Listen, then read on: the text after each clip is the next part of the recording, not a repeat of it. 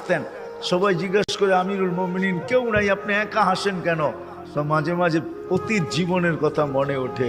বকরি পর্যন্ত চালাইতে পারতাম না, রাখাল ছিলাম, বকরি চড়াইতে পারতাম না, ডেলি একটা না একটা হারায় আসতাম, আর খালা ইচ্ছা মতে ডেলি মার দিত। আজকে তো আমি 3 মহাদেশের রাজা। কয় মহাদেশের?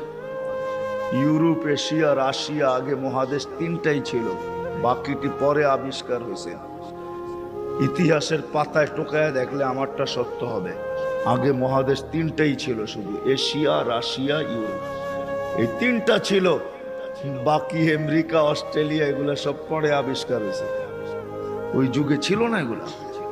এটা তো সমুদ্রের ভিতরে লুকানো ছিল, মানুষ পড়ে বাহির করেছে। কি যুবক, ঠিক তো?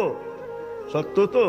তোমাদের শিক্ষা এটা বলে তো 3টাই ছিল, 3 মহাদেশের রাজা। একা একা হাসে। আল্লাহ আপনাকে পিছিয়ে নিবেন না। আমাদের শিক্ষিত মানুষগুলা ভাবে যে যদি আমি আল্লাহ পাওয়ায় লেগা যাই তাহলে মনে হয় আমি সুফি হয়ে যাবো। সুফি সব বুঝি ছেড়ে দিতে হবে। না না, কিচ্ছু ছাড়তে হবে না, আরো টপে উঠবেন। টপে এখন আর কতটুকু টপে, তখন আরো টপে উঠবেন। আল্লাহ দেখাইছেন দুনিয়ার ভিতরে সবচেয়ে টপ হইল 10 টপ, এর উপরে কেউ টপে নাই। আশারায় মুবাশশারার উপরে কেউ নাই, আছে নাকি? হ্যাঁ।